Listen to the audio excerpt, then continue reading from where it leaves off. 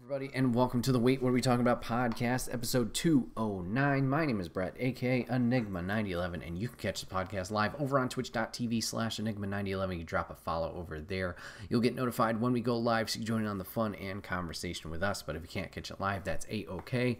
Go over to YouTube and podcast services the very next week, where it's broken out topic by topic and put as one big video and MP3 for your amusement on the following Friday. Last but not least, wherever you're watching, listening to the show, if you can drop a follow, a sub, whatever it may be, depending on your platform.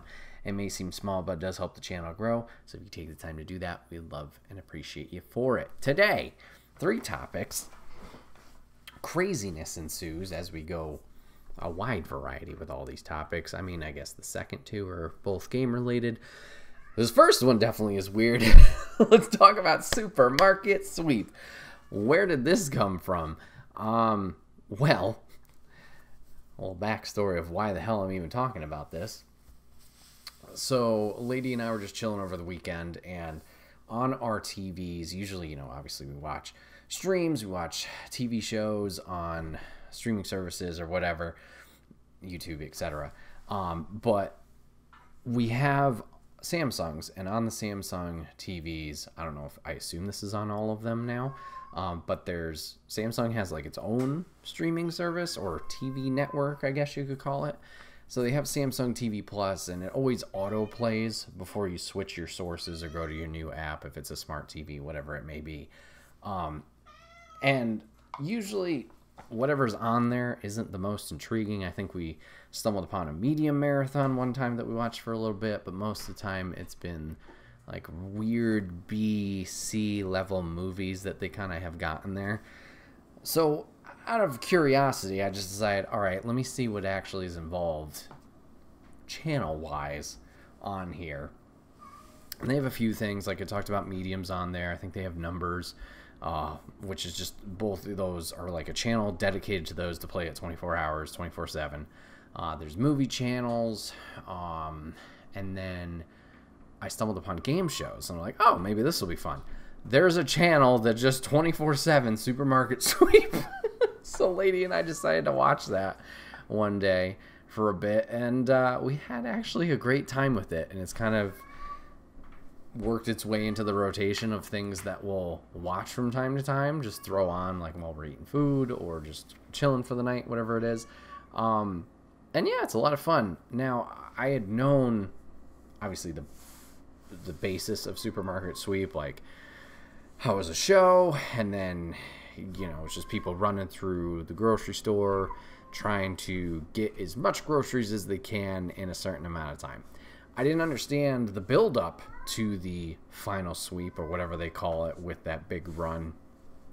I didn't understand that, or how they got there. The in-betweens, I thought it was just that one final part, but seeing the escalation, the build to it, I was like, oh, this is actually pretty fun. The games that they play, and how players acquire their time. Man, Moose really loves the show too, if you guys couldn't tell. Yeah. Do you want to say hi again? Come here. Audio adventure. You guys are missing out on a cat. There he is. Hello. I love Supermarket Sweep. It's where I take my naps. On a chair. Anyways, so if you don't know the premise of the show, the one we're watching, 3 teams compete, teams of 2, and everybody starts out with a minute and a half on their timers for the final sweep at the end of the game, and you answer certain questions that will either get you a money bonus or 10 seconds added to your clock. So there's 3 rounds. One partner does a 3-question round, something like that. Second partner comes up and does their round, and the last round is a round robin where they go back and forth for a minute of game time up for play. After all that is acquired, they go into their final sweep. Whoever got the most time, obviously they get to go first, and then as the clock counts down, whoever got the second highest time will go when that time approaches. Same with the third team. And they're running through, and obviously the main goal is get as much in your cart monetary like a monetary value in your cart by the end of your allotted time that you have been running through the supermarket. So you'll see certain items that a lot of people go for, like the meat department seems to be a big one. Turkeys, hams. I think there's been like a brisket or like a rack of ribs or whatever that people go for a lot. Diapers is always a big popular one. And then you just see them kind of go for anything and everything. So they'll have that, and then they'll also have, depending on when the episodes aired, the channel we've been watching, David Rubrick has been the host the entire time, and I believe that's the longest run of the show. I know they rebooted it in like 2020 here, but it didn't go super long, but there's been different iterations. The main one that we've seen is he gives like a shopping list. So if they get all 3 items on this shopping list, they get a bonus $250 to their score. So you'll see them going for that over other iterations of the show, or rather as the years have gone on. They've had like grind up some coffee beans, get you an extra 100. If your teammate designs a cake or writes out the logo, rather, the name of the show on a cake, you get 100. If your partner does recycling, you get 100. Like the final 30 seconds, a product will be called out and you got to go search for it in a specific bucket. I'm trying to think if there's been anything else. Oh, there's been coupon readers, when those were not readers, but coupon distributors on the side. There was one where there's a secret item, but you got to check all the 3 TVs somewhere in the supermarket to get clues of what the product is. So it's just craziness. So you have that. You also have, there's a bonus out there for each team. It's like a giant, not giant, but a inflated product, like a balloon almost, that they need to take and physically bring back to the start area, and they need to cross the threshold and get it in that threshold in order for it to count, and that could be 50, 100, 250. Later seasons, I believe it was higher. So it's just insane seeing these people run around, try to, you know, acquire the groceries. It seems like the shopping list is a big game changer. We've seen obviously a lot of winners from the top spot where they have the most time. Makes sense. You have more time, you're going to acquire more in your cart. But we've seen some drastic comebacks where a team has had 1:40, so essentially they only got 1 question correct and have come back because they got the shopping list and were smart with what they were acquiring. So that's pretty cool that it doesn't feel super lopsided, or can have that like anybody's in the race type thing. And then something I appreciate just from the game show type thing, and like not being, a lot of shows have that drama aspect and that collision of like people arguing over stuff or whatever. I caught ya. You were gonna jump up to the bookshelf, weren't you? To avoid that, they limit everybody to 5 of each item. So like we talked about the turkeys earlier, you can only get 5 turkeys, and you can get 5 hams, and you get 5 whatever.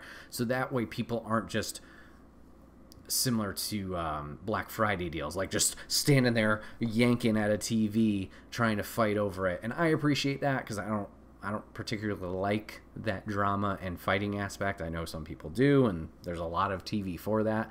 But I appreciate this little workaround. We haven't noticed like a lot of malicious play here and there. I think we saw one where they were blocking each other a little bit with their carts, but nothing bad. There's been actually a lot of camaraderie, it seems, in the show. Like they congratulate each other after winning or getting a question right, things like that. So that's nice. It seems like it's more just for the fun of it.